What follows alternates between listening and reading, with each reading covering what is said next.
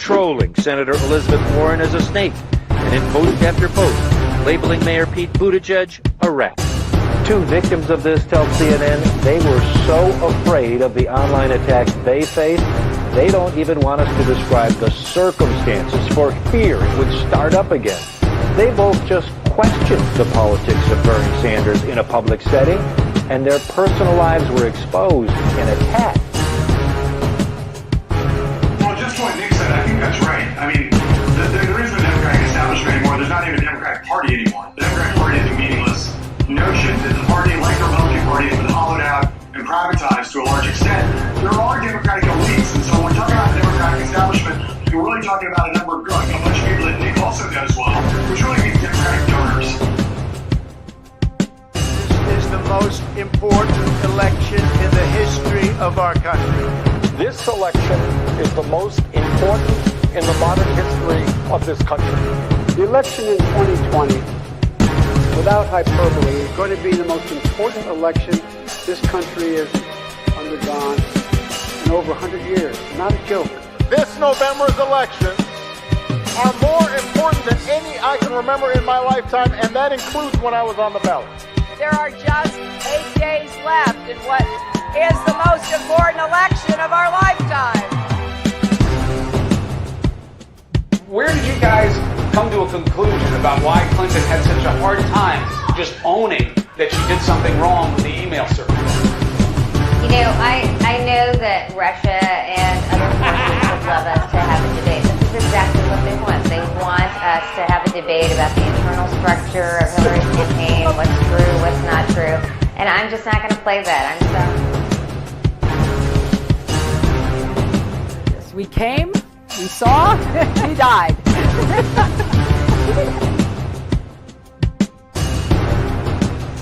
I was the CIA director. We lied, we cheated, we stole. It's like we had entire training courses.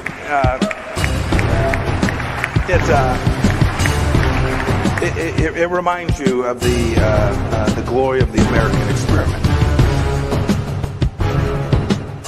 You know, people have said, if you look at, for example, the heat that ended up around the bend the knee, Colin Kaepernick. Mm-hmm. Many smart people have said it actually was not a thing. The Russian bots started taking out. Yes. But I saw my mom. My mom is the strongest woman I know. She should be running. This is not about.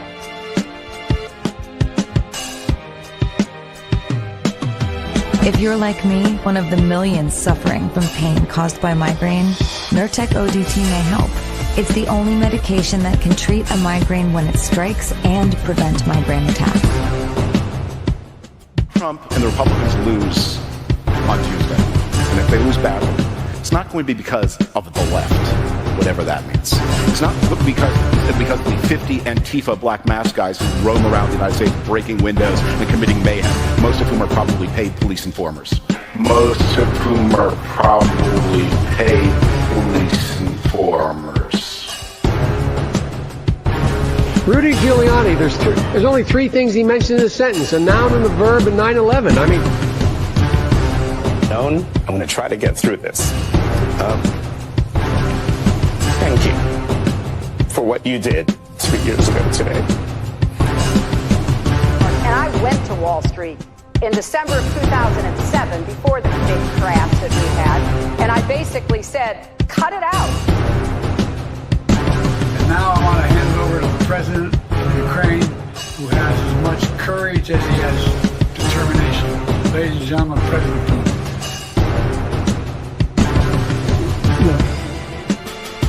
If we finally beat Medicare. Thank you, President Biden. This version of Biden, intellectually, analytically, is the best Biden ever. He is sharp, intensely probing, and detail-oriented and focused. They're eating the dogs, the people that came in. They're eating the cats. They're eating the pets of the people that live there. And this is what's happening in our country. I can't do it. We'll do it live. Okay. No. We'll do it live. Fuck it. Do it live. I'll write it and we'll do it live. And thing sucks. In 5, 4, 3.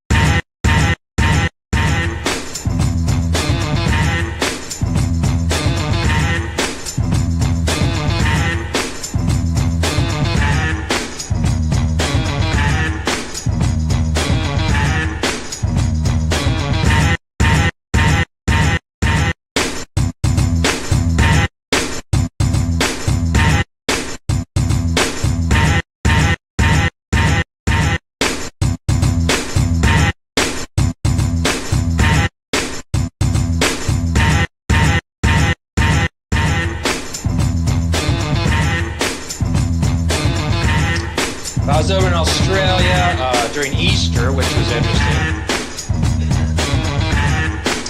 I was over in Australia.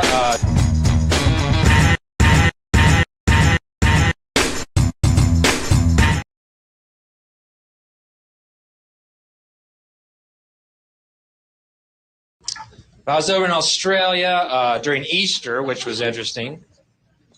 Interesting to note, they celebrate Easter the same way we do, commemorating the death and resurrection of Jesus by telling our children a giant bunny rabbit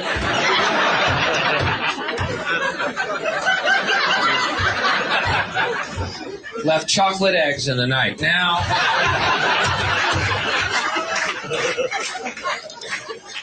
I wonder why we're fucked up as a race. Anybody got any clues out there? Or where do you get this shit from, you know? Why those two things, you know? Why not goldfish left Lincoln Logs in your sock drawer, you know? As long as we're making shit up, go hog wild, you know? At least a goldfish with a Lincoln Log on its back going across your floor to your sock drawer has a miraculous connotation to it. Mommy, I woke up today and there was a Lincoln Log in my sock drawer. That's the story of Jesus.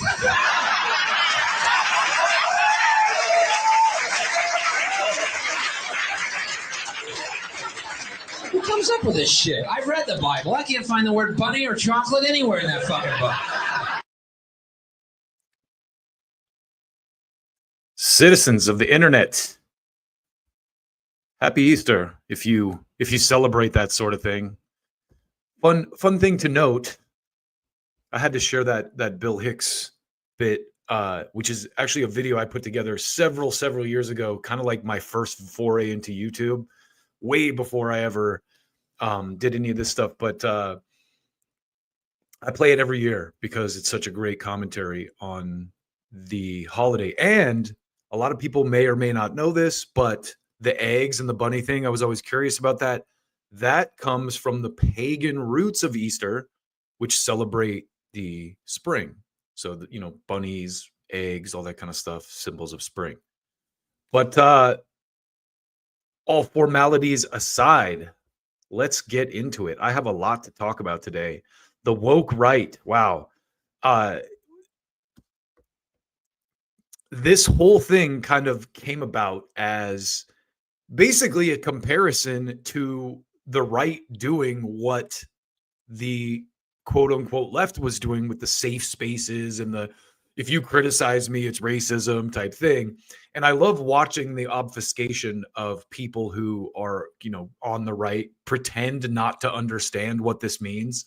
Like the James Lindsays and the Konstantin Kisins of the world pretend that they aren't the woke right as they go, hey, you need to be put in jail if you criticize Israel because you're hurting Jewish students' feelings at the college. These people, they pretend to be these, powerhouse intellects, and then watching them, do mental gymnastics to kind of dodge these bullets has just been hilarious. So I think what we're going to get started with today, we have a lot, is I've taken to calling the Trump administration the Karen administration on this because they essentially have a can I talk to the manager attitude. Hey, you said something on a college campus that I don't like. I'm going to call the cops on you is basically their take, which is exactly the same thing that people did with the trans rights and stuff, and whether you agree with that particular position or not, they did the same thing. They called you a bigot if you didn't, respect their feelings on this issue. And now these guys are doing the same thing. It's just something that they feel passionately about. So there's no intellectual rationale for any of this. And the thing that's the worst about all of it is that these guys bill themselves as these, brilliant intellectual minds that, I'm all about facts and logic, Sam Harris, another great example. He's not part of this, but so this all started with a debate that Joe Rogan had by platforming Dave Smith. And it's interesting, Dave Smith kind of addressed this, but I was curious how this came about. And this is kind of what it breaks down to, and we'll get into this a little deeper later on. But Douglas Murray is promoting a book. He's trying to sell a book, which is why Trump tweeted about it too. That's a whole other thing. So according to Dave Smith's kind of retelling of this, Douglas Murray wanted to come on Rogan and talk about his book. And Rogan said, hey, yeah, I'd love to have you on. Would you be open to coming on and talking to Dave, having a debate about this subject? And so, Murray fully knew what he was going into. He knew who was going to be on the show. He had plenty of time to do research, but he did none of that. Instead of actually having a debate and debating on, facts or even opinions about this subject, he just kind of like went in there and appealed to authority and went, well, you guys are not experts. Have you been there? And this is exactly the kind of stuff his ilk was making fun of, 5 years ago. So let's start with Konstantin Kisin, because this guy has been one of the biggest apologists for, not only Israel, but failed neocon policy. And it's interesting that these guys are all British too, all these like defenders of the neocon status quo. So here's what Konstantin had to say about the Douglas Murray debate. He says, my optimism about the new media's ability to improve the quality of our conversations was just that, optimism. Actually, let me do this in his voice. Podcastistan is a place where people scold the mainstream media for failing to live up to their standards while having none of their own. So these guys, the Karens of the world, you know, they're like, oh, I'm going to call the manager. You don't have any standards. We need expertise. We need to defer to the experts. But let's keep going. So this is a girl who I follow who kind of sums up Konstantin's trajectory here. And I just started following her actually after I found this tweet, but I thought she summed it up really well. And she says, it is with great sadness that I must remove the pinned tweet I've kept for nearly my entire Twitter career. So I wanted to show this basically just to show you the epic hole in principles and logic that this guy has. So my entire Twitter career, I thought that Konstantin accurately, artfully portrayed the sentiments of those of us who are standing up against authoritarianism in a time when most of the population failed to understand our views or how we got to them.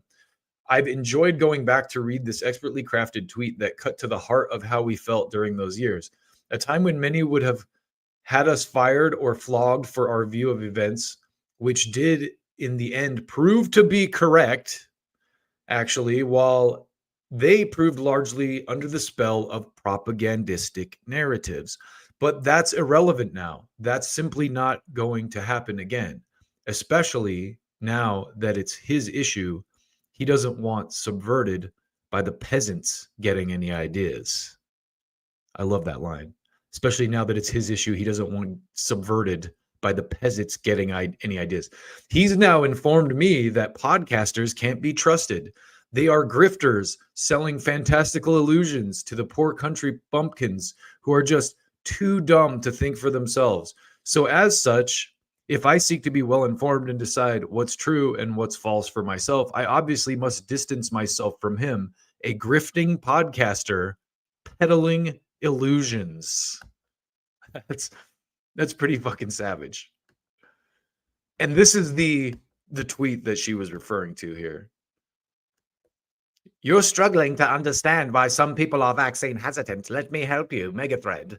Imagine you're a normal person. The year is 2016. Rightly or wrongly, you believe most of what you see in the media. So this is the type of person we're dealing with in this debate. And I spend a lot of time criticizing the Democrats, but right now it's the MAGA, the quote unquote right. These people are the ones in control. And there is a massive, massive hole in their, logic, in their reality, really. So this was me a couple of years ago. This is from October 8th of 2020, actually a year ago, almost a year ago, the end of last year, October 8th, 2024. It's been fucking hilarious to watch rational, logic-driven intellectuals like Richard Dawkins and Konstantin Kisin and Sam Harris turn into literal religious zealots when it comes to Israel. Everything these great minds claim to stand for went out the window on October 7th. No lies told. I was right then, and I'm right now. Right now. So this is kind of the next piece of evidence here. I going down the rabbit hole, I was reminded of when Konstantin attacked Breonna Joy Gray for being critical of Israel at that I forget what it was, like some libertarian I think Russ Dobler was at it. Anyway, these guys are douchebags, and Breonna Joy Gray went in there and provided facts and a counter narrative to what they were saying, and they basically smeared her and called her racist names and just kind of like it was a mask off moment. And so he's calling her DEI Barbie. Like what DEI what? She has her own fucking show. She hasn't been DEI'd into anything, you dumb cunts. So she said, this is why he's mad. The UN says Israel likely attacked its own people on October 7th. I think it's time we got DE Barbie trending again. Sporty dick, I love it. So I said, thanks for taking a break from constantly kissing the empire's boots and anus long enough to be visibly racist on Twitter, my guy. Sometimes I really impress myself. Now, I want to take just a quick sidebar here and say one of the things I think that's actually good about what's going on right here is that there is a clear divide among these right-wing kind of talkers and thinkers. And that divide is this. You have the principled people, the people who I might not agree with on some things, but they're consistent across the board. Tucker Carlson, Candace Owens, Dave Smith. Dave Smith's not really right-wing. I guess he's a libertarian, but Charlie Kirk even. Charlie Kirk has blown me away on this. I could not believe it when he came out. Even Tim Pool, a little bit, after his Netanyahu meeting, came out and like actually said some stuff that I went, wow. So the good part about this is there's actually a debate happening in right-wing circles, and I think a lot of them are coming around to the reality of what's going on, and I applaud them for that. So let's take a little trip down this rabbit hole. So here's Mike Cernovich. You guys are, calling out Konstantin. You guys are such whiny bitches. Sam Harris goes on crybaby tirades about everyone. He doesn't offer anything approaching rational debate. The right approach is to mock him right back. Fucking fragile ass pussies. And here's Konstantin Kisin subtweeting Dave Smith or retweeting Dave Smith. Criticize my ideas instead of attacking me is the right approach. Perhaps you'll consider actually following it. Yo, the projection on these guys is so thick. Just going back to that DEI Barbie tweet, he didn't ever address any of the things Brianna said. He just called her names. And now he's acting like Dave Smith is the one who's doing that. Post Douglas Murray debate, which is a fucking joke. But let's keep going. So here is well-known Nazi Daryl Cooper, just to show you the diversity of thought here. And I say that, of course, in jest. Anyone who, and I want to take a sidebar here, because again, this is the one thing I will give people on the left a lot of shit about. A guy like Daryl Cooper is like, he is smeared as a Nazi for going into the weeds on historical issues that you're not supposed to do that on. And the best argument I've heard that he's a Nazi is from the Do Dissidents guys that are like, oh, someone did anti-Semitism in our tweets, so he's a Nazi. People that like him did anti-Semitism in our tweets, and that means he's a real Nazi. No, that means there's a fucking concerted effort by robots on the internet to make you think and I'm disappointed that you believe that shit. But here's his tweet, just to, continue hammering this point. He says, propagandists like Kisin also use Dresden to justify the ruin of Gaza. If the Allies did it, it must be good and we can do it again. If you doubt its goodness, you'd love the Nazis and hate the Jews. This is why the World War II weapon must be taken from the hands of these cynical con artists. And so this is Konstantin, talking about Ukraine, basically lying about Ukraine. No, Zelensky hasn't banned opposition parties. He banned certain opposition parties because they're openly pro-Russian.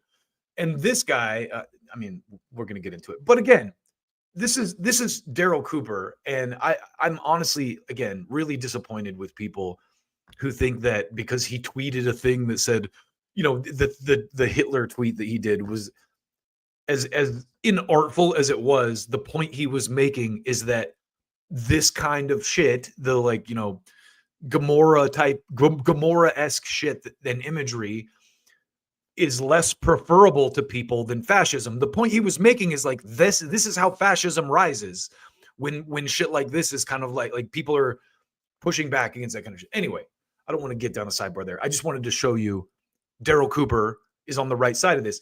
And again, it's interesting to watch the Do Dissidents people become the Douglas Murray. Like they're on Douglas Murray's side with this. Like, Daryl Cooper is a Nazi, just like Douglas Murray said he was, because people did anti-Semitism in the comments, so he's a Nazi. That's the level. And again, show me some real evidence. I'll admit I'm wrong. Show me some hard evidence And I'll admit I'm wrong. But the problem with today's debates is no evidence is necessary. Once a narrative takes off, people just buy into it based on their biases. And then you have anti-Semitism bots backing up your hunch in the comments. And then you just look like an uninformed moron because you're calling someone a Nazi who's saying things like this. Yeah, it looks like a real Nazi to me. Anyway, let's keep going. So here is your favorite person, James Lindsay. From everything I'm hearing from people who don't live on social media, the only loser of the debate was Joe Rogan.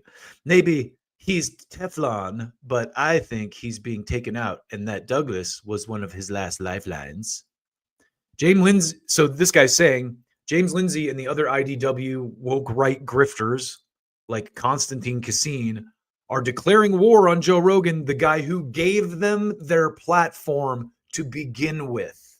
The only reason I even know who Konstantin Kisin is because Joe Rogan has the trigonometry guys on his show. And now they're going to, they're going to lick boots. What else can you say? And this is just kind of showing you that there is an organized effort to just remove anyone from the debate who says anything critical about this issue. And it's very visible. And I'm glad that there's an actual debate happening on the right about it now. And there's actually voices like Candace Owens, very prominent, and Tucker Carlson, very prominent voices who are saying no. So going back to our should we trust the media debate here. And this is what Douglas Murray and Konstantin Kisin are arguing.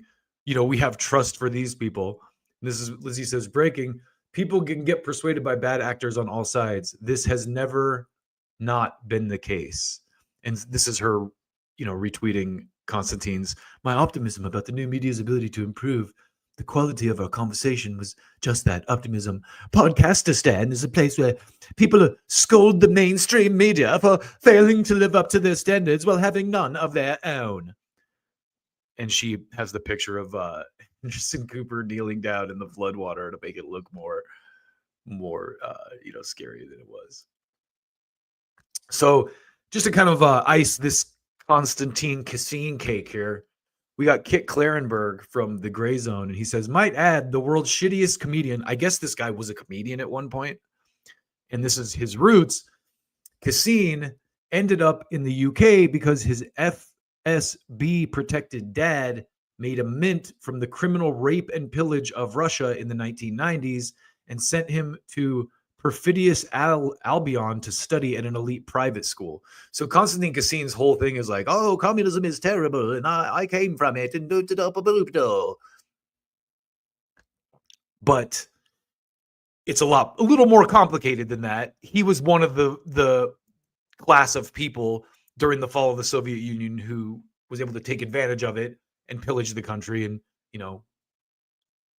extract wealth and leave the country to better pastures where he's a rich, well-off, Israel bootlicker now. So this is an illustration of what I was saying about the robust debate here on the right. You have Tucker Carlson saying, whatever you think of tariffs, it's clear that now is the worst possible time for the United States to participate in a military strike on Iran.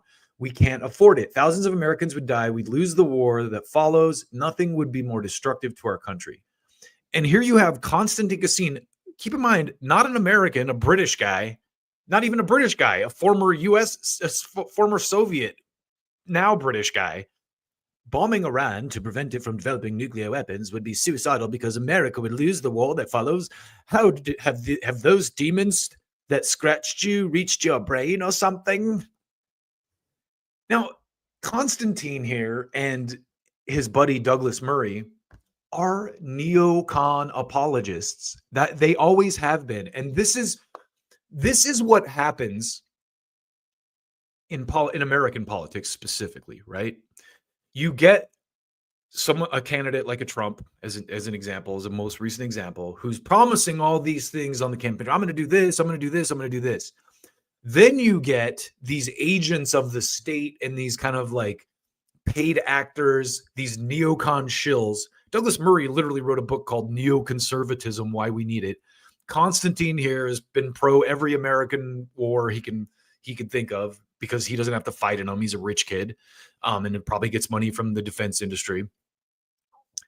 And so these people are the ones who they're there to pull the Tucker Carlsons and the Tulsi Gabbards and the people who might have a different point of view in that administration to the right point of view. The point of view that, hey, no, guys, we really have to keep doing this. We really have to keep arming Israel. We really have to keep fucking with Russia and Ukraine. We really have to keep doing all this because I get paid to preach that. That's the reality here.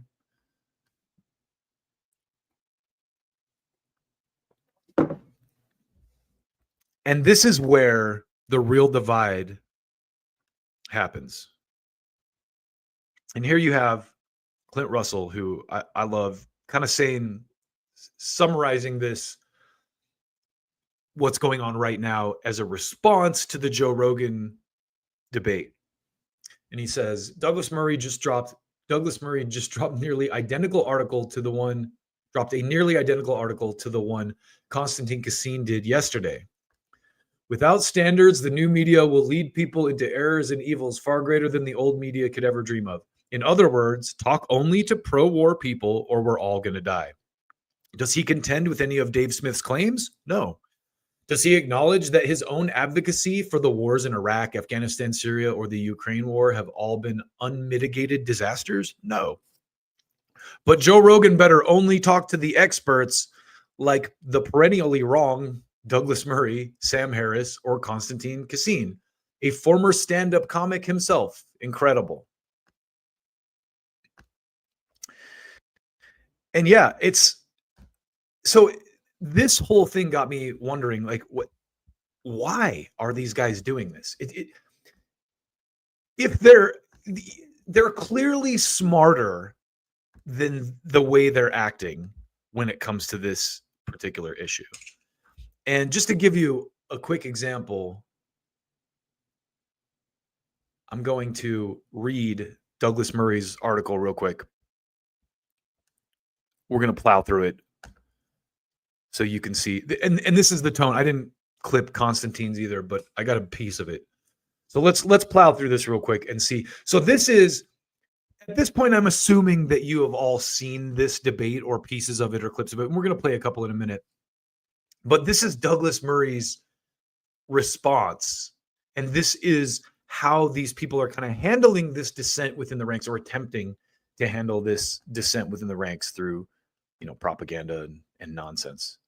So I had to clip the shit out of this to get it.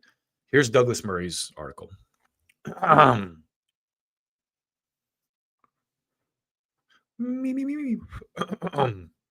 right. Last week, I seemed to break the internet. I went back on the Joe Rogan podcast to talk about my new book on democracies and death cults, Israel and the future of civilization. And notice there's like a link to buy it right there, which is available at all good bookstores and on Audible, since you ask. So this whole thing is just this dude shilling his book, like trying to sell his book. And at the end of the day, that's probably why he's not making any valid arguments, because it's really a marketing campaign for you to read his book, which who would read this fucking idiot's book? I've been on Joe Rogan a number of times before, and I've always enjoyed it. Joe is a master of his art. A lot of people think they can talk casually but interestingly for hours. That's mainly because Joe makes it look so easy. But at this time, I went on with a question. Having spoken to Joe since the wars in Ukraine and Israel started, I had become increasingly irked that the guests he has on have been almost entirely anti-Ukraine and anti-Israel. That is that's complete bullshit. God Sod, Colton, what's that guy's name? Colton Hughes, or I've watched Eric Weinstein. I've watched constant people. He's had a long parade of pro-Israel people on his show. Mike Baker, like a bunch of these like cop type people. Even Jocko, is pretty pro-Israel. Like, I can't comment for Jocko. I haven't actually seen him say.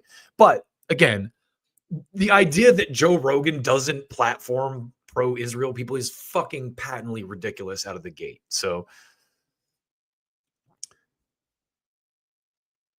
many of the latter, in particular, are not just vindictively and maliciously anti-Israel, but have been spewing claims that are demonstrably false. Have you been there?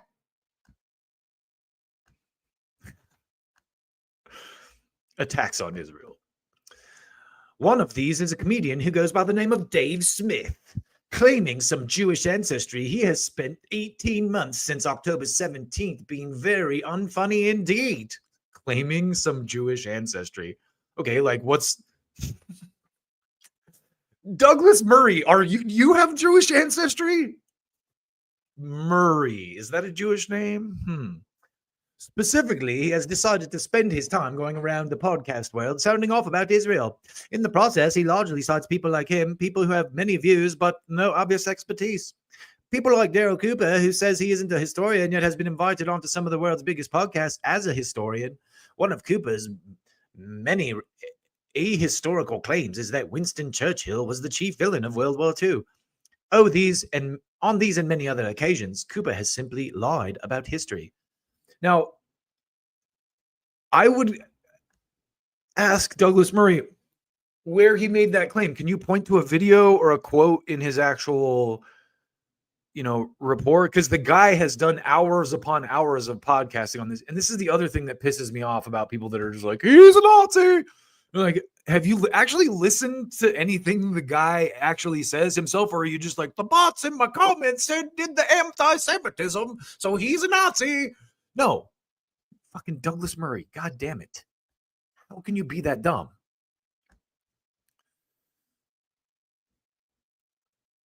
So let's keep going.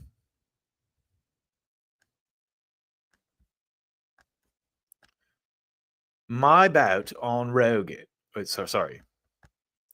When invited to debate the world's foremost living expert on Churchill last year, he declined, saying he didn't know enough to go against such a figure. Who is that? Yet still, Cooper gets invited on show after show to throw out falsehoods that he can't even back up, and on which his online viewers seem happy not to challenge him. Another such figure from the world of comedy who is changing his shape to fit the time is Joe Rogan guest Ian Carroll. So, okay, and this is a point Dave Smith made in his rebuttal, but this is a great example of what a fucking dumb prick Douglas Murray is. He thinks Daryl Cooper is a comedian. He also thinks Ian Carroll is a comedian. Neither of those guys are comedians. So already Douglas Murray himself is demonstrating a lack of expertise on the subject he's discussing in his article. That's a clear demonstration that he knows not a fucking thing that he's talking about here. Ian Carroll is a comedian, and so is Daryl Cooper. I'm a fucking pompous British cunt. Let's keep going, though. This is someone who, when he last went on Rogan's podcast, very carefully tried to minimize the evil of Adolf Hitler.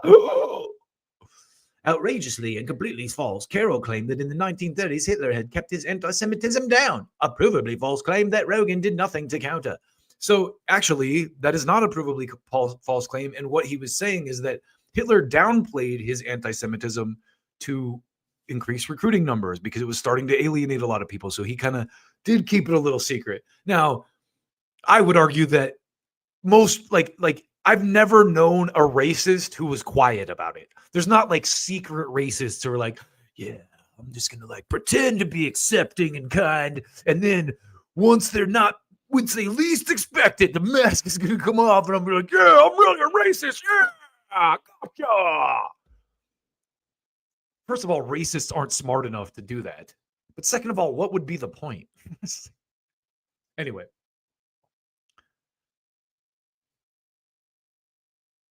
This is someone who, when he tried carefully to minimize, outrageously and completely falsely, Carroll claimed that in the 1930s, Hitler had kept his anti-Semitism down. A provably false claim that Rogan did nothing to counter. All these men have also been palling around online with Holocaust deniers and proud anti-Semites like Jake Shields. I don't know if you remember this, but during the Iraq hysteria, Who was it that said palling around with terrorists? Maybe it was Sarah Palin about Obama or something. I got to Google that now. Palling around with terrorists.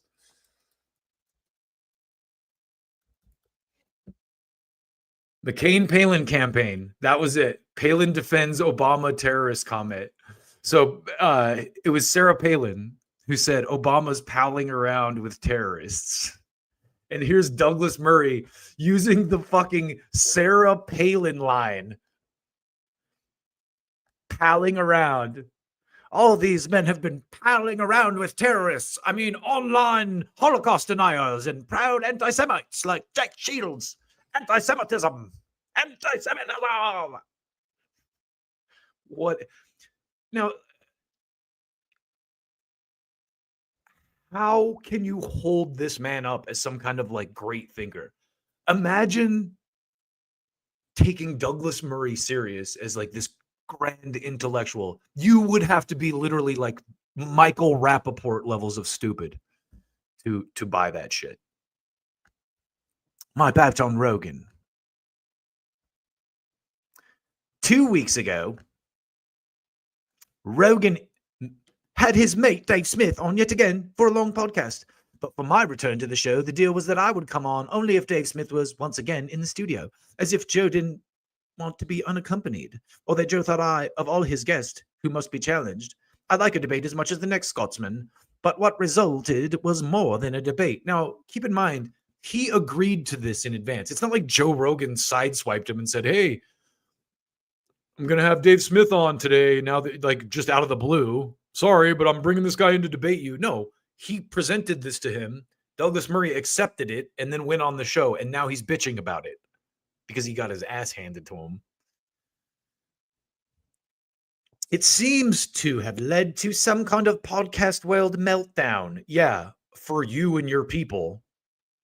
The first reason was that from the outset, I challenged Joe on his choice of guests and why he had been giving a platform to only one side of a debate, and a very conspiratorial one at that. Oh my God, this guy's such a twat. This guy is such a twat. He and Smith were immediately defensive, but the real problem came when I raised the question of the issue of expertise.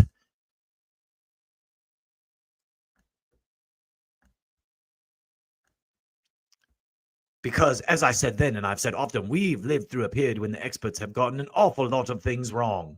From the COVID lab leak to the Hunter Biden laptop, we have lived through years after which the distrust of experts has become inevitable. Yet that doesn't mean expertise does not exist. No one's saying that, by the way. This is called a straw man. It does not mean that a comedian can simply hold himself out as a Middle East expert and should be listened to as if he has any body of work. No one's saying that either, except you, because you don't have a valid argument to make. So this is the straw man you have to set up to attack because you don't have any moral or intellectual high ground and you're a complete twat. It does not mean that someone who says they are not a historian but who practices false history should be called as a historian. The point seemed to rile both Smith and Rogan. No, it didn't seem to rile them. It's riled them because of how idiotic your response was. They said they agreed with you. Because many people seem to think that what I mean is that they are not allowed to have an opinion. That is wrong. I think they are. It's just that there should be a price to pay for spreading bullshit. Okay, so I assume in the next part of this rant, he's going to get into the specifics of the bullshit that they're spreading and debunk them for us because he's the expert. Have you been there? If I had gone on Rogan's podcast and held myself out as an expert in MMA fighting, I suspect he would have noticed. Okay, fair. If I had kept making mistake after mistake and shown ignorance piled upon ignorance, I think he'd say, hey, you don't seem to be very knowledgeable about this. Okay, yeah, true. And he'd be right.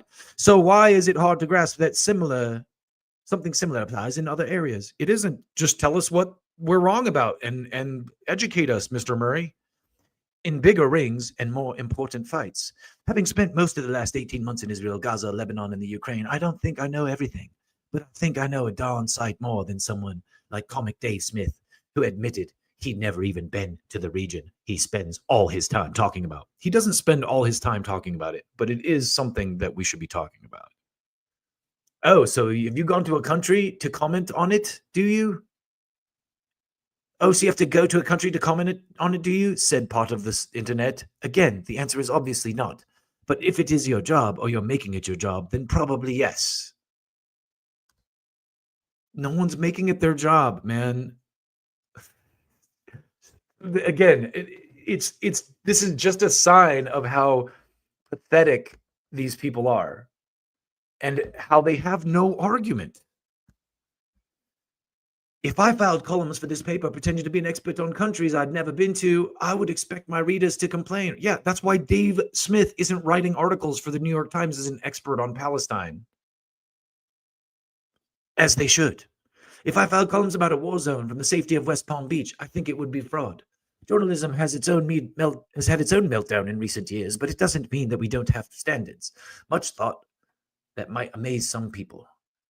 What the standards are in the new media, especially on podcasts, is still being worked out, but there must be some. Otherwise, the new media will lead people into errors and evils far greater than the old media could ever dream of. Summation. I got called out for my bullshit, and now we need to we need to make sure that the internet media has standards so that we can filter out people who disagree with me. That's what he's saying here. Now, I have to ask myself, why would he be saying this? It doesn't really jive with much that he's saying here. And he's kind of not making any real valid points. Well, here's your answer. Here's why. Dave DeCamp here from antiwar.com. Just did a little Googling about Douglas Murray visiting Israel. Ha ha ha ha. Israel honors British journalist Douglas Murray for support post October 7th. Someone needs to explain to Douglas Murray that visiting a place on a state-sponsored propaganda tour doesn't count as a real visit and doesn't give him any credibility. Here's another take on that as well. This from Low-Key. Douglas Murray is an Israeli asset. He even received an award from Israeli President Isaac Herzog for propaganda services in the midst of the Gaza genocide. It's an extraordinary privilege for me to align with the state of Israel, gushed Murray at the president's residence. So there you have it. That right there is why he is cuckoo on this issue. But I want to play some video for you as well, just to keep hammering on this before we move on. This I thought was funny because this is Mehdi Hasan, who Douglas Murray and Mehdi Hasan are kind of against each other on this one issue, but you're going to notice that they actually agree on something because they're both propped up media fucks who have no real skills other than shilling for the people that pay them to shill, which is kind of what the mainstream media is. I think it was Jimmy and Kurt who were talking about how people on the news are just actors that read scripts. They're not journalists. They're just like, hey, my tits look nice. Today in breaking news, that's exact. And so that's what Douglas Murray and Mehdi Hasan are too. They're actors who read scripts for their, handlers. And so this is Mehdi Hasan talking about Douglas Murray, and you're going to see the one thing that they do agree on. And I thought this was funny. Discussion without bringing up someone who is of great interest to Owen and I, especially on this issue of Israel, and that is a man named Douglas Murray, who has been back in the news recently, not just because Donald Trump endorsed his new book, Defending Israel, but he was on the Joe Rogan podcast. And there's a clip that went viral. A Solid Supporters thing was really good, where he called out a comedian, libertarian comedian, Dave Smith, who's Jewish but anti-Israel. And he said to him, have you never been there? Have you never been there? How can you comment on somewhere you've never been to? And he said, I make it a rule of my journalism never to talk about a country, even in passing, that I haven't visited. What was your reaction when you saw Douglas Murray say that?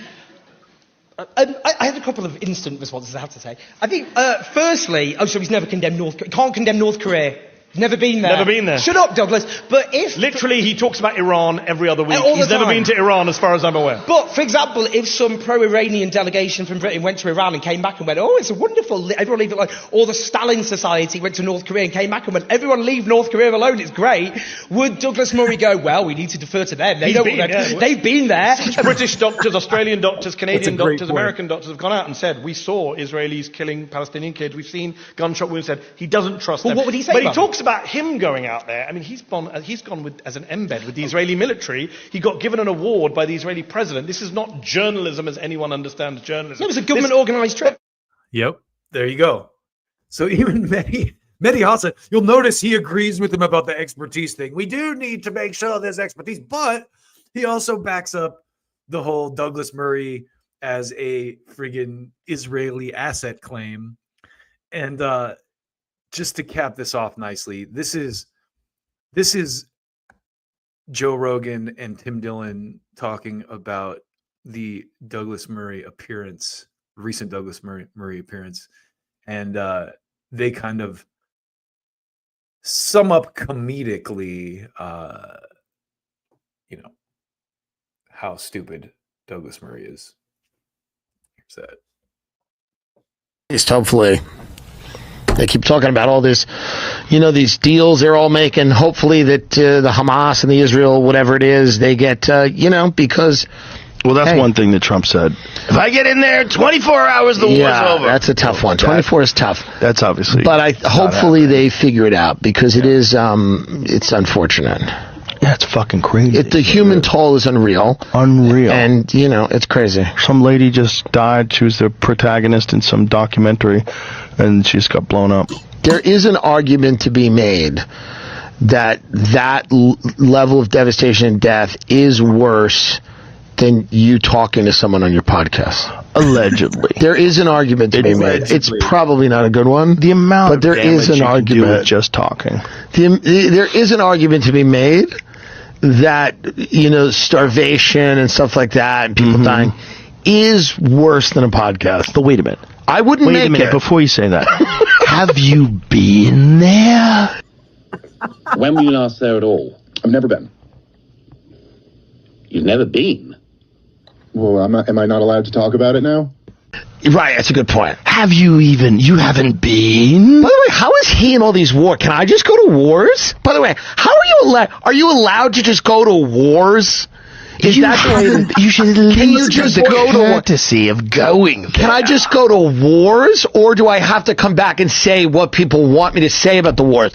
Can I go to the wars and have my own opinions, or do I have to have the opinions? Not if you want to go back. That's right. It's very interesting, this war tourism. How do I get on this war tourism? Yeah. I'd like to go to the Ukraine. I want to go. I want to go. I want to go to all this war tourism. Do you have any awards that they can melt down and make bullets out of? Joe, think about this. Do I seem like a guy that has a lot of awards? Didn't you get one of those YouTube plaques when you hit 100,000? I don't even know where they send it. I don't know where they're sending those YouTube plaques. We've got a few of those. But I like this idea of war tourism. I like the idea of going to a war and then coming back having a very black and white view. Yes, I've been there. I get it, and I know, and interesting. Okay, I like that. Yeah. I like that. I love that. You feel better than the other people. Well, of course, there's a lot of people. It gets very murky. Most people I know that have been to war have a very murky, complex view of things.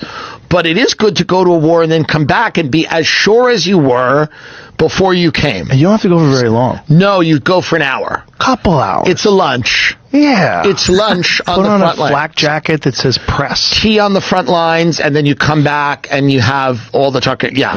And if you're on the right side, you probably don't get shot. Yeah, that's a good idea. Well, there doesn't seem to be a ton of danger for a lot of these people going to these wars. They seem fine. If you cross that line and you have a bucket of food with you, they might light you up. Yeah. No, I'm going to go. I'll go to any war and anything you want. So if you want to pay for me to go to a war, I will come back and I go, I saw the Houthis. They're terrifying. They are terrifying. Any war you want. And by the way, any country, if China wants me to, I'm doing it. I'm doing Moscow? I would love to go to Moscow. And I said to my friend, Anna Hoshkin from the Red Scare podcast, I said, should I go to Russia? She goes, you're spiritually Russian. And the So you get the idea. It's patently ridiculous, the claims that Douglas Murray's making. He's an arrogant twat and an asset of Israel. That's proven. I got pictures of him giving him away. Like they're thanking him for his propaganda efforts. What a fucking twat. So the reverberations of the Dave Smith and Douglas Murray beef have been felt around the world to a point that I don't think you're even ready for, guys. I don't even know if you're ready for this, but be ready, because there was some collateral damage from this beef that I'm about to share with you, and I think you're going to be excited about it because okay, that's total sarcasm.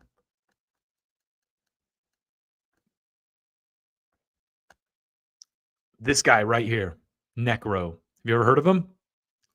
Well, if you haven't, let me educate you. Necro is an underground rapper, widely known as like death rapper. All his songs are like about, like, I'll stab you in the face and I'll cut your spleen open. You know, it's like that kind of stuff. And he has some good songs. Like, I'm not even going to deny it. Like, he's actually got some pretty good hard jams. He actually has a song called I Need Drugs that's kind of like a parody of LL Cool J. And I want to show you kind of the background that I have with him. A couple of years ago, he and I had some Twitter interactions where UG Underground Hip Hop Blog was constantly shouting him out. And I said Necro celebrates Halloween with new single After 12. And this is from October 29th, 2021. I said, is UGHH staffed by Necro stands? And he said, your mother eats my staff, which is pretty funny. I like it. And then I just said, wait, do you work there?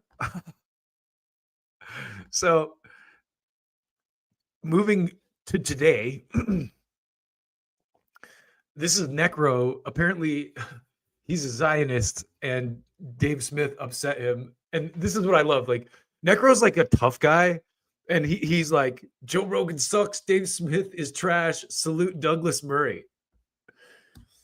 So it's funny to me that like a tough guy rapper like Necro is all of a sudden like, oh, Douglas Murray's my guy, because Douglas Murray is, you know, a gay intellectual man. But I guess Israel makes for strange bedfellows.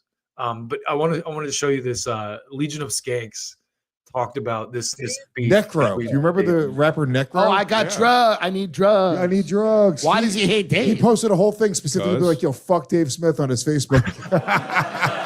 Wait a minute, over what? It hurts a little bit. Over what? Oh, just because I think you're supporting a genocide? Wait a minute. He's a Jewish rapper, so. Necro cares? He doesn't want to build his own roads. Necro cares, yeah. Necro cares.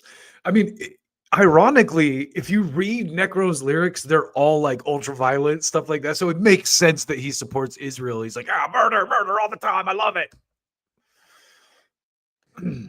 Pull up the post. Well, I like that. It's Necro Official on I like Facebook. that Tim just had to describe him like Elmo's feelings. Yeah. Necro cares. No, it's just so funny. Necro's sad. I'm just amazed that he.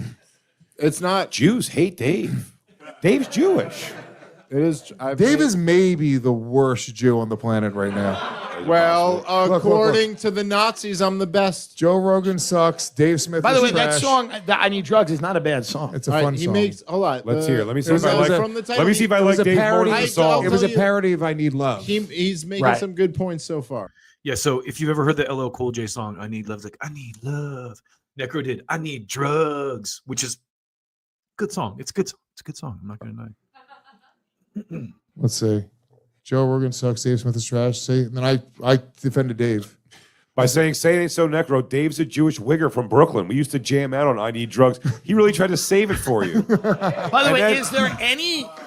And then he's a capo. What is a capo? Is there anything Lewis won't respond to? No. Like, Lewis is. I don't know where he finds Lewis the is a time. successful guy. Like, He's on the Necro Facebook page. He quit Lewis and Zach. And he Oh, doesn't you play probably video thought I games wouldn't find you here, Necro Facebook page. I'm right here, ready to go. I wouldn't even know how to find that if my life depended on it. Necro. Lewis is in the comments of the Necro Facebook, and he's saying, "I need drugs. We used to jam out." That was a pretty good song. Lewis You're trying to relate when to him. Lewis told us to bring it up, he forgot that he had messed. No, I didn't. A capo is a person within a Jewish concentration camp. It's that's, a being, Jew like, who brainwashed. rats on other Jews. Oh, for the you are a Nazis. capo. Never mind. He's Oh, right. Yeah. Never mind. So I learned something new from this. You're welcome. He's right. So, well, thank you for finding him. I didn't realize that Necro had a point. Oh, you thought you could hide from me on Napster, Necro. I found you. Can I hear some Necro? Not the I Need Love. I hate that song. Do the another. Just give me What's I another Need Necro. Drugs? That was the big one that he was famous for in the 90s. Yeah, but you say it's to the I Need Love. That's slow. I Need Love. But it's a rap I song. need drugs. But no, it's that's what it's parodying. Yes. That was the Jay's wrong. It's actually really good. He just uses the kind of like cadence and I think like a sample from the original song. so. I mean, Okay. well, That was his own. It's the only song. the one in the 90s that everyone played. The only one that anyone's ever heard of. This is New Necro. That's the shit right here. Fuck you, Dave Smith. Is that Torah? I'm gonna slice your finger with this razor blade while I'm trying to shave some Parmesan cheese. Yo, if anybody asks, hold you on. cut yourself shaving Parmesan cheese, right? Let me hear you say it, son. I cut myself shaving fresh Parmesan. No one's gonna believe I do fresh Parmesan. What kind of? Yeah. You tell him that, It was Necro, got and you stick to it. He goes, "What happened to your thumb? Fresh Parmesan." That's right. Now I'm gonna kiss your wife on the mouth and leave. The shank on the hips, you're a skanky bitch. Slit your wrist, clitoris. If you're inhibited, I'll piss in your syphilis, incubus, Mr. Death, Dr. Demise, Surgeon Slice. So if you don't know who Necro is, there was a class of specifically white rappers post Eminem that like tried to take what Eminem did to like an even more extreme level. And Necro's one of those guys. Like every song, you heard him, he's like, "Piss on your syphilis." Like he's just trying to say like the grossest, most repugnant thing he can, which can be funny and great sometimes. I love Cannibal Corpse for that, for example. So he's kind of like the rap equivalent of Cannibal Corpse. You'll die really slow if you don't appreciate Well, this guy's better at rap. What kind of Jewish is this? Lewis loves claps. It's not bad. Go Necro. Go Necro. It's Go your birthday. Necro. Digest your heart. Fuck Dave Smith. He's a little bitch capo. You little Jewish rat. Fucking Uncle Tom, Uncle Tomas. Fucking bumped up against the fucking king of Jewish wiggers. Dave, you think you can handle this Jewish wigger heat? It ain't happening. You could. It's a little intimidating. Damn, Dave. Dave fears Necro. It's the name of today's episode. Damn, dude. You and Martin All right. Shkreli are going to get beat up by Ghostface Killer and Necro. So I have a real treat for you today. Hold on. I'm going to play you. One of the reasons I was a couple minutes late coming on is because I thought, you may or may not know this about me, but I'm a musician. I make music. And I thought, you know what I'm going to do? I'm going to make a quick Necro parody song. And I was able to get it in right under the wire. So you're in for a treat here. This is my... Where'd it go? Now I got to find it. Okay. This is my Necro parody.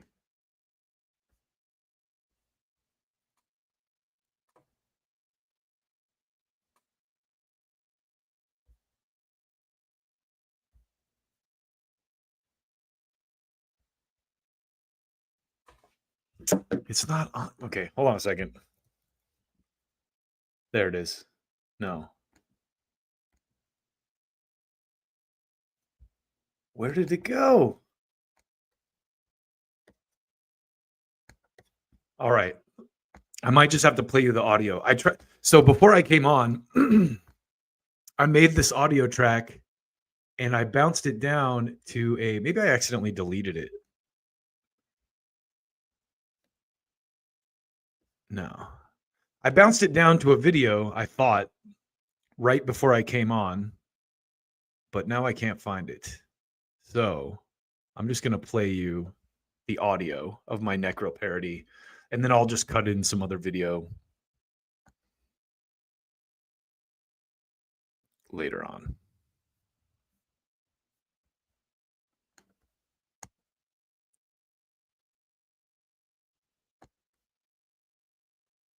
I don't know where the video would have gone. That's so weird. I'm gonna try searching it one more time because I know. Oh wait. No. That sucks. That's what I get for coming on so late. But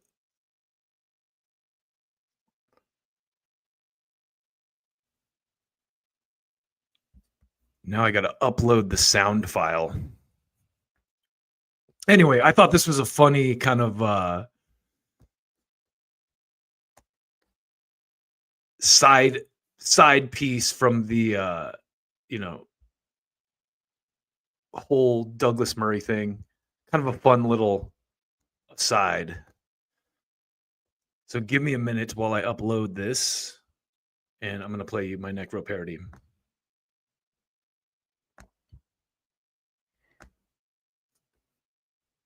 Here it is. Enjoy.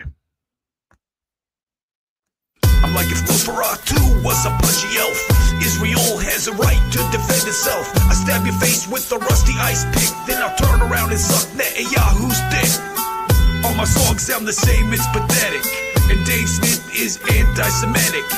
Got so drunk last night, it's kind of blurry, but I think I got sodomized by Douglas Murray. I say a lot of tough shit that sounds scary, but deep down inside I'm really just a fairy. And some people might label me a demon, but my mouth and ass are full of Israeli semen. Cause I'm a Zionist fuckboy, Netanyahu's fuck toy. I'm a Zionist fuckboy, yeah.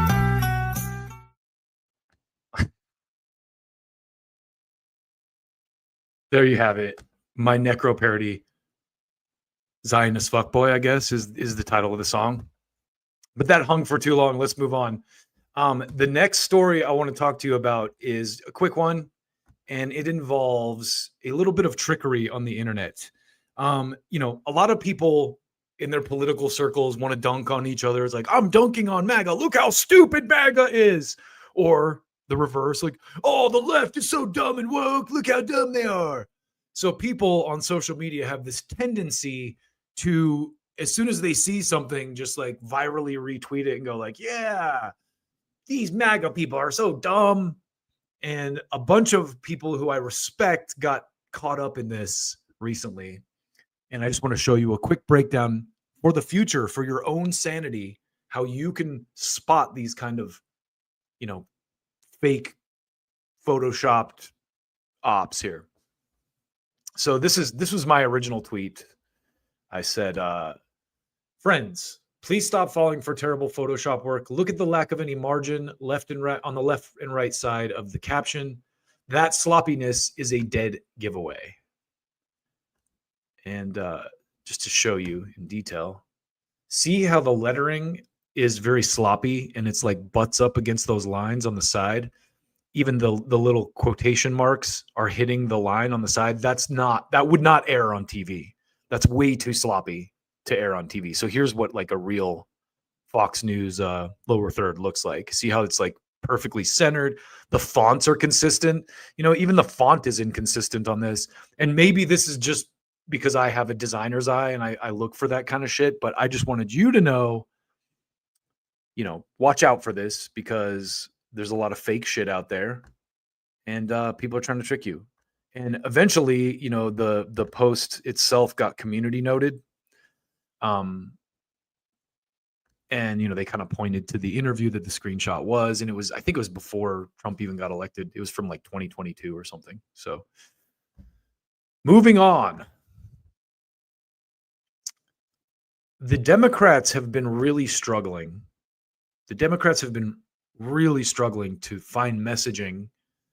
And I think they've kind of succeeded with this whole like fight the oligarchy thing. To some degree. But it's stuff like this that kind of hurts that, so I saw this article and my instant take was save our CEOs. Nearly 70% of CEOs disapprove of Trump's tariffs, according to a survey.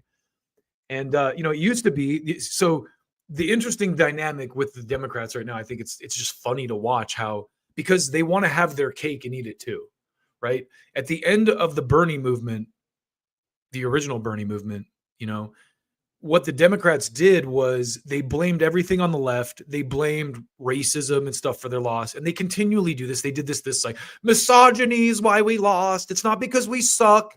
It's not because we don't speak to people's needs. It's because misogyny, racism, the left, too far left, whatever. That's why we lost. And this cycle repeats itself, because the Democratic Party is the party of consultants and advertising. And so I think this is funny because you have on one hand, Bernie Sanders and AOC out fundraising for the Democrats, like bringing in tons of money, opposing the oligarchy. And on the other side, you have the Democrats going like, oh my God, our poor CEOs, these tariffs are really hurting them. So just to take you through this is like a great example of propaganda too, because it doesn't really say anything specific. It's kind of vague. This is from The Hill. And it says 329 CEOs and business owners were surveyed. It was conducted by Chief Executive Magazine. April's rating of the business market dipped compared to March. 329 CEOs and business owners were surveyed. It was conducted by Chief Executive Magazine. April's rating of the business market dipped compared to March. So those are the high level bullet points. So here's this is the actual text, the full text of the article, almost. A large swath of chief executives in the United States shares a lack of support for President Trump's latest tariffs and believe they will hurt their company, according to a recent survey. Aww. The poll conducted by Chief Executive Magazine found that 67% of those surveyed did not agree with President's tariff agenda, and 76% believe the sweeping import taxes will hurt their company. According to the outlet, the results also show the lowest confidence in the business market since the onset of the pandemic in 2020. On a scale of 1 to 10, where 1 represents poor and 10 means excellent, the more than 3, more tan. Maybe they are more tan because they're CEOs. The more than 300 participants ranked the current business climate at 4.6, down from 5 down 0.4 points. Oh my God. In March. Tariffs and the uncertainty of next steps that will be taken by President Trump lead to very difficult economic times over the next year or two. Michael Mitchell, Metal Products President and CEO Tim Zimmerman told the magazine. Thanks, Tim. And this is the last piece of this banger of an article for you.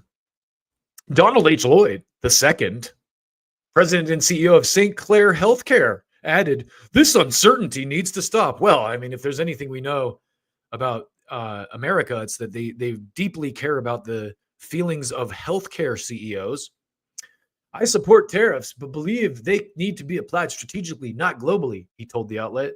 The survey was conducted from April 8th to 10th with 329 chief executives in the U.S. A margin of error was not provided. And then just real quick, I want to show you the comments under the tweet that they put out for this, because this is probably the best part of it. Wouldn't the left embrace this? I mean, I was force-fed a narrative that the billionaire and millionaire CEOs were like the enemy in some shit. There you go. Bernie's doing anti-oligarchy rallies right now. This guy says, bah, ha, ha, ha, 70% of CEOs, they can't put American people because more than 70% of Americans support what Trump's doing. I don't know that more than 70% of Americans support it, but I do know that like the tiers of CEOs of healthcare companies is not like going to move the needle at all for anyone. I thought that he was just helping his rich CEO friends. Dems, care to comment?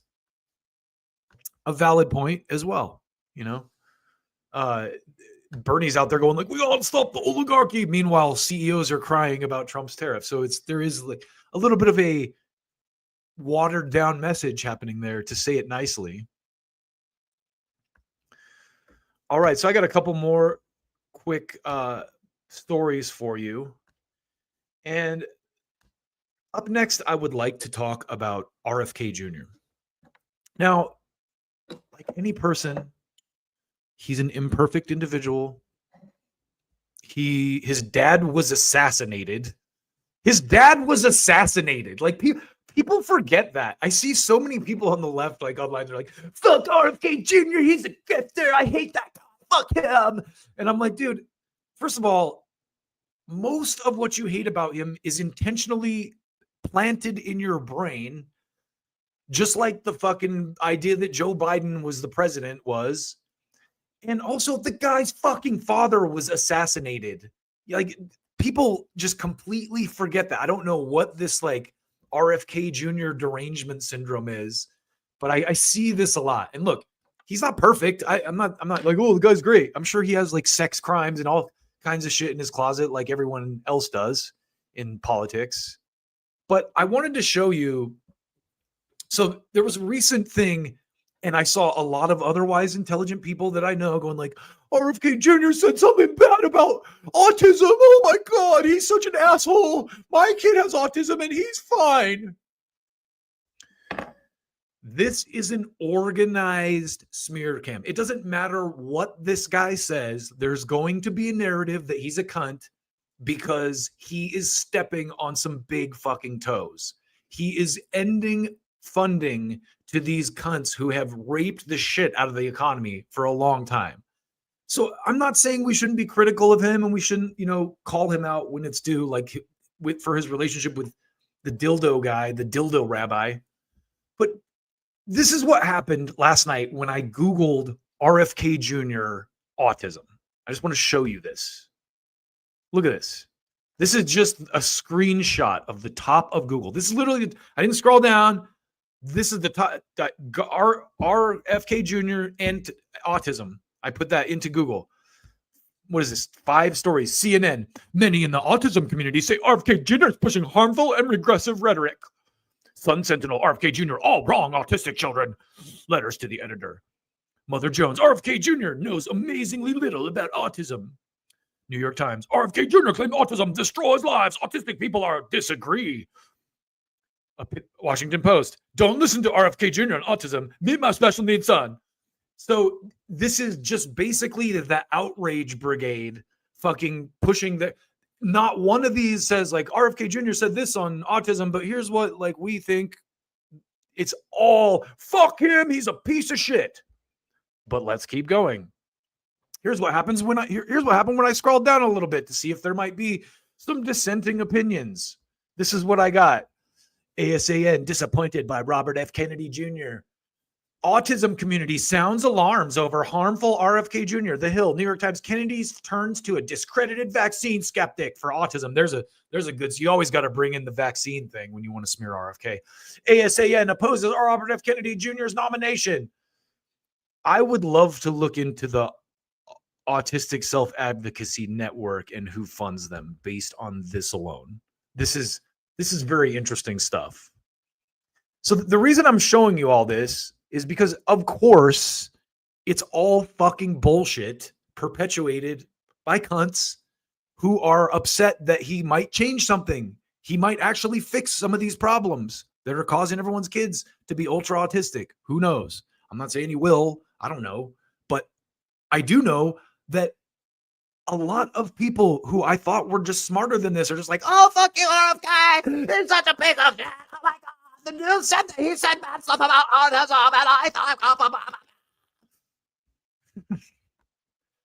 I thought you guys were better than that. I thought we were done with this shit. So Anna Mattson, who is a, online political talker, I'm sure you've seen, did a great breakdown of this and what actually happened. And so I would like to show it to you. And check this out. To try to smear RFK Jr., people are just erasing an entire subsection of autistic kids. Kennedy said in his speech yesterday, and these are kids who will never pay taxes, never hold a job, they'll never play baseball, they'll never write a poem, they'll never go on a date. Many of them will never use a toilet unassisted. So people who have kids there's levels of autism, and there is a level that is like what RFK described. And I didn't even know this. I'm not an expert on autism, but I'll let her continue. It's become a trend now to share stories of people who have high functioning kids. So this person said, my son is autistic. He paid taxes last year. He has a job. He is going to college. He's an Eagle Scout. And this person said, this is my 31-year-old autistic son, Kelsey. He's kinder than any Republican. He works every day, pays taxes, spends hours a day learning, helps others, and is way smarter than RFK will ever be. I'm really happy that your son is doing so well. And unfortunately, that is not the story for about 25% of kids with autism. About 25% of the kids who are diagnosed with autism are nonverbal, non-toilet trained, and have other stereotypical features, head banging, tactile and light sensitivities, stimming, toe walking, etc. But somehow these people completely miss that part of the speech, thinking that he's referring to everyone that is on the spectrum. And it's leading people to gaslight families who are dealing. Okay, so just want to stop right there. Some people are misinterpreting that. No, they're not misinterpreting it. They're being led intentionally to misinterpret it. People are taking quotes out of context, and a bunch of dummies are going like, RFK is bad. He said the anti-Semitism for the autistic. So fucking pathetic. God damn it, you people. These people are not, they're not good people. Just because RFK Jr. might have upset you on something does not mean that these people are telling the truth about him. With severe autism. So here are family members that have shared their stories just in my comment section just this last day. Vicky says, severe autism affected my son, who is now a nonverbal adult with many drawbacks. I've prayed for a cure and relief for him, for all who suffer with severe autism, and for relief of what it puts the families through. My son, who is 3.5, is currently diagnosed with nonverbal autism. He's an amazing kid. I hope Maha will give us clarity and help the families who work diligently to make sure their children have a fighting chance. Andrea says, my husband snapped this picture of my son at his gym. This is one of the places he likes to go. He looks at magazines, watches Disney YouTube videos, claps very loudly, and giggles. At 22, he should be his dad's workout partner. Elizabeth says, my nephew will probably never have a job, get married, have children, or live independently. It is a tragedy. Mrs. FD says, my son started regressing after his first birthday and stopped talking and started self-harming, stimming, and moaning. But she also shared. So I had a good friend actually who had a son who was autistic, who was, high level autistic, that, he was like that. He would swing at her. She would come. I thought she was into rough sex because she would show up with bruises on her arms. And I was like, holy crap, what happened to your arms? You doing some crazy kinky shit. And she's like, no, my son beats the shit out of me, my autistic son. So there's different levels of this. And just to instantly jump on the fuck RFK Jr. train without knowing the full context is kind of stupid. But I think the best tweet I saw that kind of summed this up better than anyone, and he kind of flipped it, I think, flipped the whole narrative to the people criticizing RFK being the dumb ones. Y'all motherfuckers really out here gentrifying autism and then acting like you're disabled as a level 3 nonverbal person when really you're just a little awkward at parties. This shit isn't about you. And I thought that was interesting, gentrifying autism, because it is. I know a lot of people who are like, oh, I'm autistic. And it's like, you're not the same level of autistic that my friend Kim's son, who was beating the shit out of her, was. And that is the type of people that are attacking RFK Jr. over this. And again, it's a fucking well-organized smear campaign, as you can see from the way that the fucking press is pushing it. And it blows me away, because it's like, have you people learned nothing? I didn't vote for Trump. I didn't vote for Kamala. I didn't vote at all. But now that they're in power, I think it's obviously good to hold them accountable, but also, just because they are in the White House, we learned this in Trump's first term, doesn't mean that the critical media is accurate about their criticism. You see a lot of this happening with the deportations and stuff. It's like, I don't know what to believe. I know that the Trump administration so far hasn't shown me any real evidence on this Garcia guy other than some like tattoos he had on his hand, which mean nothing. Like that doesn't mean anything. Who has the fucking gang member decoder ring? But again, stuff like this is an obvious coordinated smear against, you know, it's like winning the election doesn't even matter. Now you're up against this as RFK Jr. You got past the election, you got past the nomination process, and now you have to deal with this bullshit, the entrenched interests doing everything they possibly can to prevent any change that might affect their bottom line. So think critically when you hear shit like this, and don't, you know, and remember this guy talking about gentrifying autism. It's just ridiculous. So moving on to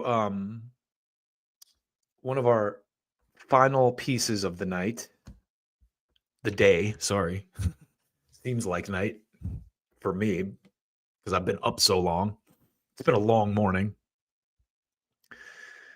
So going back to, you know, the Democrats and where they're at as a party, lost in the woods, I wanted to talk a little bit about where we're at with the Bernie Sanders campaign and the oligarchy backing, you know, the fight oligarchy. You know, as we just showed you, CEOs are very upset with Trump's tariff plan, and the Democrats apparently want to have their cake and eat it too. They want to be like, oh, you know, the stock market's down and that's really hurting everybody. And it's like, yeah, it's hurting the donor class and the investor class temporarily, like not for a couple days. They're going to earn all that money back. Oh, I lost millions on the fucking, no one ever taught. That's the thing I love about market talk. Like, oh, the market wiped out billions of this guy's revenue in a day. Oh, he's lost billions today. It's like, yeah, dude, he'll gain like that and then some back in the next week and a half. That's how the fucking market works, you dolts. But this I thought was just too funny because this is, you know, the ultimate in hypocrisy. You know, I've been saying this since this started. Fuck Bernie Sanders. Fuck AOC. We know what their grift is. Anyone who buys this shit is absolutely stupid. But let me show you this. This guy did a pretty good breakdown on it. I am about sick and tired of this grifting old warlock. I can't do it anymore. At first, I thought to myself, you know what? Bernie's just doing what the hell Bernie does, which is essentially complaining about millionaires. And well, he was complaining about millionaires before he became a millionaire off of you and I's taxpayer dollars. And then he started complaining about the billionaires because he has not yet broken. Hold on a sec. He didn't become a billionaire off or a millionaire off of our taxpayer dollars. I just want to stop right there because that's not how he became a millionaire. He became a millionaire from writing books after he ran his campaign. So just to clarify that. Into the Billionaire Boys Club. But, you know, I would have left his ass alone if that's the whole grift. But the audacity that this ancient grifter would go on a nationwide tour paid for by you and I and spend $221,000. Okay, the tour was not paid for by you and I. I just want to dollars on private jets while warning us about the wealthy elites who are taking our money. Bernie, Burn Dog, Gramps, what the hell are you talking about? You are the oligarchy. Okay. If there is an oligarchy, you are it. You are literally the definition. You have never had an actual job. You are a lifelong politician. The only work you have done is taking our taxpayer dollars and getting them in your pocket. That's what you've done at this point. That's what you got to show for it. The oligarchy. Keith Olbermann was asked for comment. Now, This is what he I'll had to confess say. that I have licked Joe Biden's dick all the way through since 1975.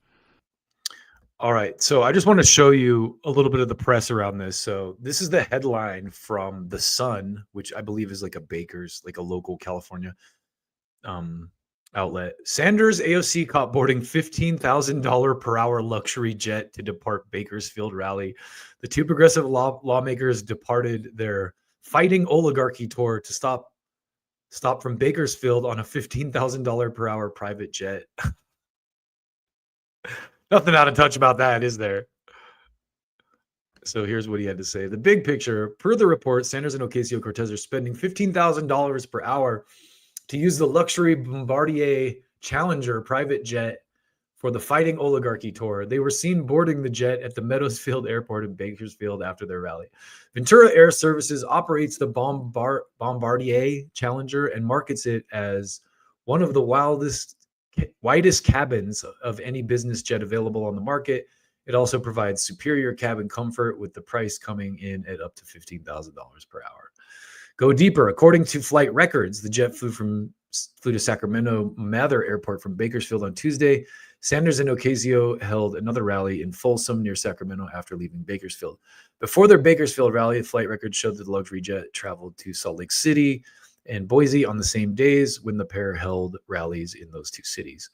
What they're saying, Champagne socialists Bernie Sanders and Alexandria Ocasio-Cortez demand Americans surrender their pickup trucks, air conditioning, and meat from the luxe leather seats of their private jets that cost more per hour than most Americans earn in months. Their hypocrisy is staggering. And that's the Republicans saying that. They're going to, those guys all take private jets too, but they're not out there going like, let's fight the oligarchy. We got to fight the oligarchy as we take 50 million in donations from Bill Gates and fucking Reid Hoffman and Jeff Bezos and Mark Zuckerberg and every goddamn billionaire, Mark Cuban, every goddamn billionaire you can think of.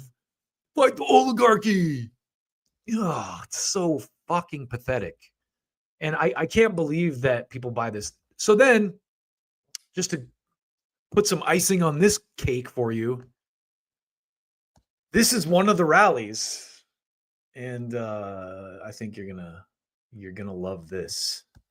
If you haven't seen it, you've probably seen it already. But if you haven't, an America in which the wealthiest people, the top 1%, have never ever had it so good. He's still making the same speech too, ironically, that he was making in 2016. The crowd starts booing because they see the cops roll up on these protesters.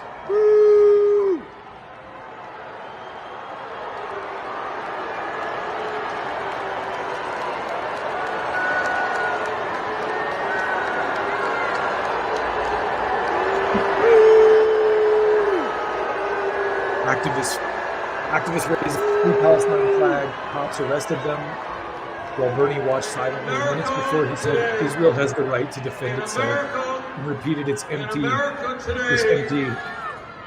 one more nickel line. Go back, suckers. Still won't call it genocide.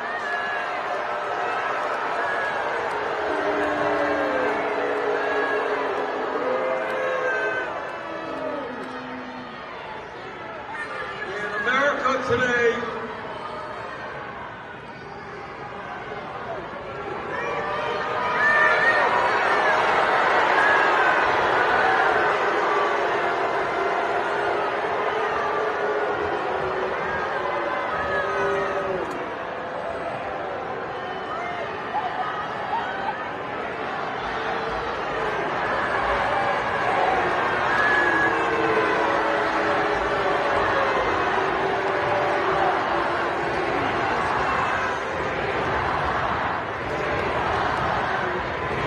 So now the crowd's shouting from past.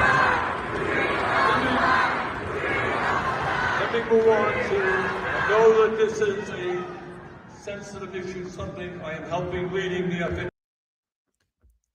So there you have it. Bernie Sanders, what a joke. I mean, I've been hammering on this mostly because I was such a big Bernie Sanders supporter back in the day. So it's very disappointing. But, after the 2020 thing and after he folded there, you should have just known the guy has a spine made of cardboard and he was not worth listening to anymore. So,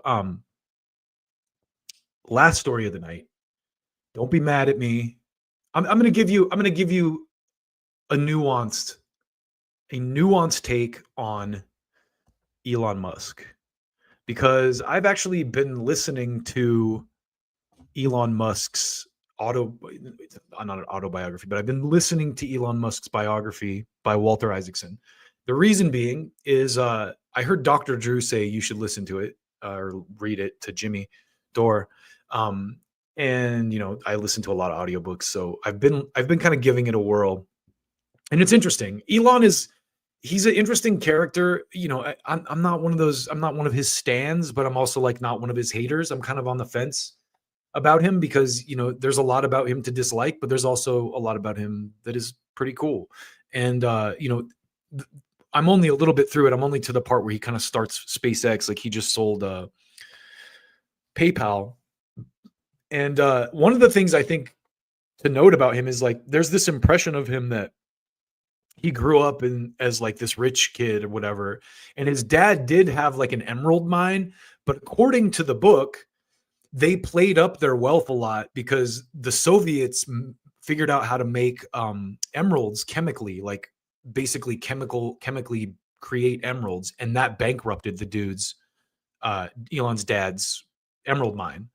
And then later on, when they started the company that eventually became Zip2 or whatever, their parents did help them out. Like his dad donated money to help them get it started, and then his mom and everything. But they weren't rich. Like his mom, when they moved to the North America, they moved to Toronto, and his mom was like struggling. She was a former model, but when his parents divorced and stuff, like he did come from like some humble beginnings. As a kid, like his upbringing in South Africa was really violent. Like he was beat up a lot and stuff as a kid.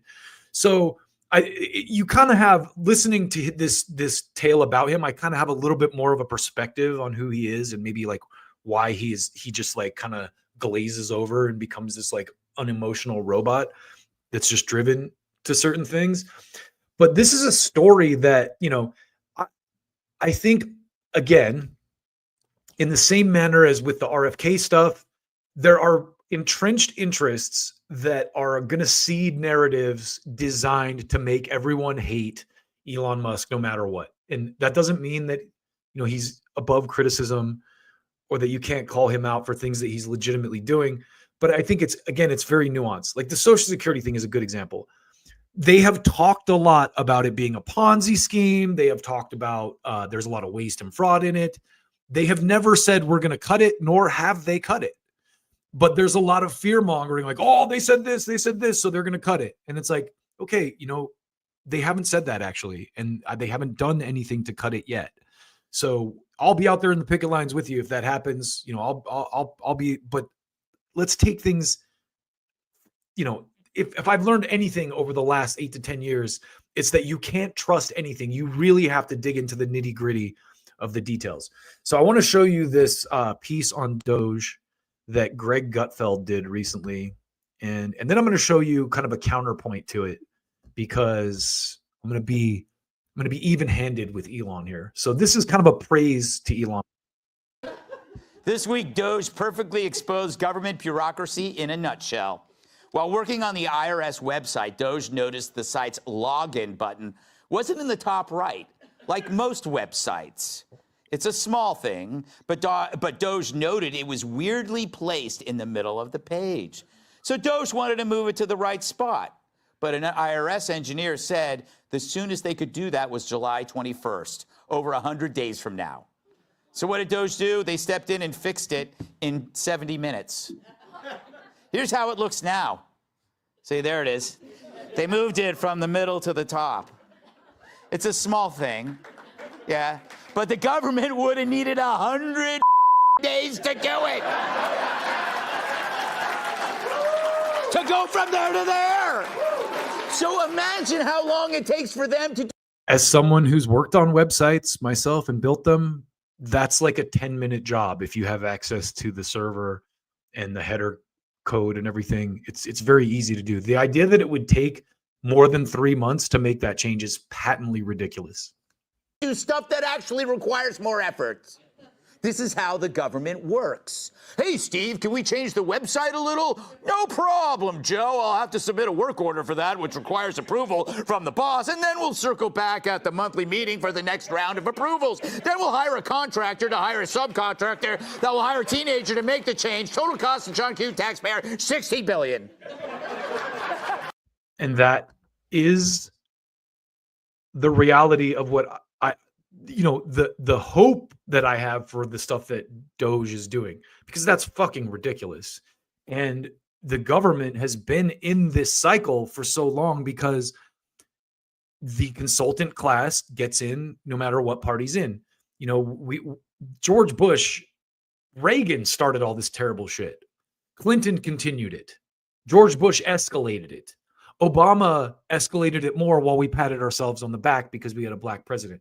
The pushback against Trump that was so hardcore, I think, is because of stuff like this, because this is the kind of stuff that Trump himself became famous for as a real estate developer. Whether you like him or not, he was famous for being the guy who would come into overblown, past due construction projects and get them finished. And I think rightly, people want to see that level of effectiveness in government, especially in the age of the internet, when we can, we have all this data, all these businesses work this way. And the point that Greg made is so good because that's exactly how it fucking works. Oh, okay, we got to get approval, and then they're going to farm it out to a contractor who's going to farm it out to a subcontractor who's going to pay a teenager $17 to do it, and it's going to cost us like a couple $100,000. Every goddamn industry in America works this way now, including the health industry, and that's disgusting. So it got me thinking, Elon has talked a lot about checks for Doge, and I happened to find this video recently from Wisconsin, or I think it was Wisconsin or Minnesota, where he was talking about it. And I just want to share this with you because he kind of hedges a little bit on it. He kind of talks. He puts his politician hat on. Today with us in Green Bay, Wisconsin. Yeah, it's Wisconsin. So this lady starts by just like say that Doge's tongue bathing his demonstrate to butthole. the American people that the government. I'm going to skip up here. Taxes, so thank you. You're welcome. But I'm sorry that your money's not being spent very well. So this girl sounds like she might have been like a plant, or she's like smitten. She's like, "Oh, thank you, Elon. I love you so much." You've clearly shown your leadership and team is capable of transforming our government into something better than what we see today. I just want to. It sounds like she's reading from a script. I say, I'm sure I'm not the only one who's wondering, but we know that Doge has found quite a bit of money, and we would like to see some of that returned to the American people. Do you have any information on when Doge checks would be written or sent out? Sure. Okay, so listen to his answer, because he does give a valid answer at one point, but it's kind of like buried in this long winding. Well, I guess we need to be successful at scale. We've made a lot of progress, but there's still a tremendous amount of work to do.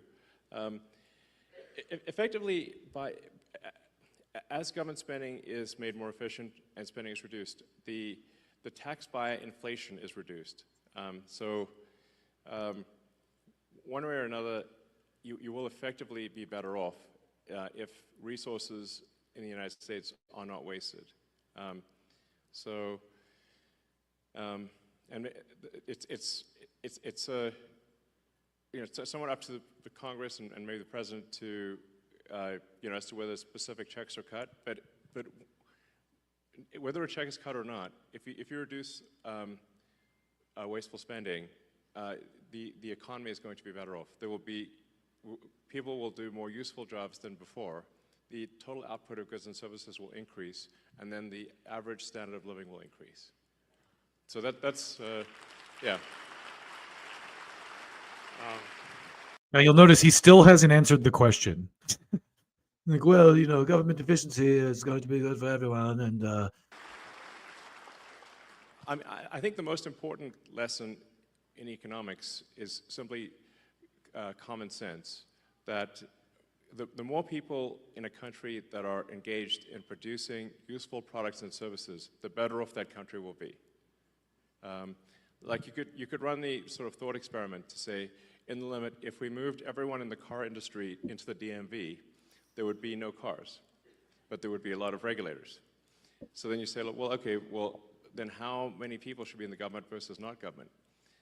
And generally, I think you want to minimize the number of people in government. There's still, be a lot of people in government, but you want to keep that to a minimum and move people from low to negative productivity roles to high productivity roles in the private Yawn. He still hasn't answered the question yet. sector. Yeah. So he did, I don't know if you noticed in there, he did say ultimately the president and Congress are going to have to decide that. So at the end of the day, people need to lobby, MAGA needs to lobby Trump and for the checks. Like, hey, you guys found the waste. Like, give us some money back. Come on. Stimulus, buddy. Send it out there. Let's do it. Let's get it going. Well, that is pretty much everything that I had today. So I want to thank you for jumping on and joining me. And I think I'm going to take you out as usual with, some clips or a song that I put together. And I think today I'm going to give you a couple gifts on the way out. The first is I'm going to replay my Necro song for you, my Necro parody for Dave Smith. I'm very proud of that and the lyrics behind it. I think if you paid attention to the lyrics, he says something like, "I look like a Nosferatu, like a short Nosferatu or something." And he said something about, then I'll stab your neck with a rusty ice pick. Then I turn around and suck Netanyahu's dick. So, the whole point to summarize of today's show, especially the first piece about Douglas Murray, is the Karen administration has been calling the manager on people that they don't want to have debates with. They don't want to have honest debate with people who are, have qualms about what's going on in the Middle East. So rather than do that, they're going to put them all in jail or they're going to deport them. And it ain't a good look. It's pure hypocrisy. And it's kind of proof that these guys are, just as much controlled as the last administration was. For as much crap as they talked about the Biden people, they're the same boss, new boss, same as the old boss, basically, right? However, like I said, there are voices of dissent that are a lot louder and closer to the powers that be in the right-wing media sphere. Joe Rogan, for as much hate as that guy gets, no one else with the audience the size of his and the access to mainstream views is having this conversation at all. So I believe he should be praised for that alone, for allowing this debate to take place. The fact that Douglas Murray, stepped on a rake has nothing to do with it. Joe Rogan gave him an opportunity to make his case in front of millions and millions of people, and he didn't do it. He came on there and went like, about my book about democracies, and you guys need to have more experts on the show. The opposite of what I said like 5 years ago. And so I want to close out with, before I show you my Necro piece again, I want to play this video of Douglas Murray arguing with himself. And this is an old one, too. Have you been to the crossing points? I really resent that form of argumentation. When were you last there at all? Sure. I really resent it. You should at least do the courtesy of visiting it. This is not an attractive invitation. I think it's a good idea to see stuff, particularly if you spend a career talking about something. I have the right to talk about whatever the hell I want. And no one's going to stop me or try to intimidate me. And I think that if I said to somebody else the other way around, it would be equally reprehensible. I have a journalistic rule of trying never to talk about a country even in passing unless I've at least been there. If I said, shut up, you have no right to criticize anything that Douglas Murray says because... Hang on, you're talking about crossing points. And not only have you never been to a crossing point in either Egypt or in Israel, but you've never even been to the region. Okay. It's not an exact comparison, but seriously, is that a reasonable form of argument? No. In that case, nobody can talk about anything. We might as well pack up, go home, and isolate ourselves. If you're insisting that you're an expert of some kind, or not claiming you're an expert, but still talking about it, if you've never seen any of this going on? I mean, there are some people who've written about there are people who've written about the Holocaust who didn't experience the Holocaust and have written about it better than people who did. But that is a different matter from spending an awfully long amount of time talking about an issue in a region you haven't even had the courtesy to visit, whilst developing all of these views about it. This idea that the lived experience has to triumph over everything else is not always correct. You should at least know what it is, what the territory is, what the situation is in the region. So there's an irony to this, but let's skate over the irony. So there you go. Douglas Murray, hypocrite in chief, Israel shill, and he's beloved by guys like Necro. So I'm going to play you out with my Necro parody. There's a line in there about how he got sodomized by, I think the line goes something like, I got so drunk last night, it's kind of blurry, but I think I got sodomized by Douglas Murray. So enjoy. Thanks again, y'all, for tuning in. I appreciate you. Like and subscribe, all that junk. This might actually be the last Sunday show I do for a little while because I just started a new gig and I may be working on Sundays. If that's the case, I'll pop up on another day, maybe Saturday night or something, so you can watch on Sunday morning, because I do like doing these Sunday shows. It's really kind of the day that I have some coffee and catch up with what happened during the week. But here you go. Thanks again, y'all. I love you. Hit me in the comments if I said anything that you have a valid argument to a better argument. You have better data, better anything. I always want to hear it. And we'll see you out there on the internet. Take good care of yourselves. I'm like if Nosferatu was a pudgy elf. Israel has a right to defend itself. I stab your face with a rusty ice pick, then I'll turn around and suck Netanyahu's dick. All my songs sound the same, it's pathetic. And Dave Smith is anti-Semitic. Got so drunk last night, it's kind of blurry, but I think I got sodomized by Douglas Murray. I say a lot of tough shit that sounds scary, but deep down inside I'm really just a fairy. And some people might label me a demon, but my mouth and ass are full of Israeli semen. Cause I'm a Zionist fuckboy, Netanyahu's fuck toy. I'm a Zionist fuckboy, yeah.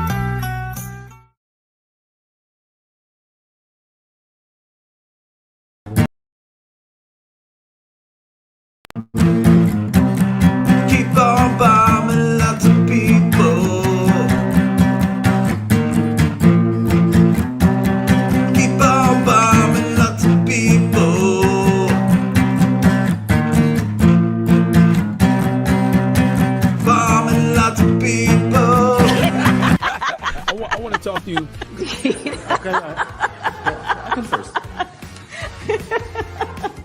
They want to know now. Over there after two.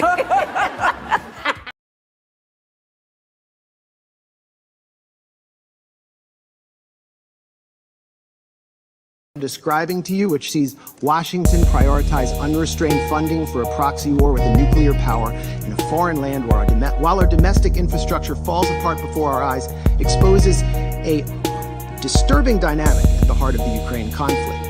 An international Ponzi scheme that enables Western elites to seize hard-earned wealth from the hands of average U.S. citizens and funnel it into the coffers of a foreign government.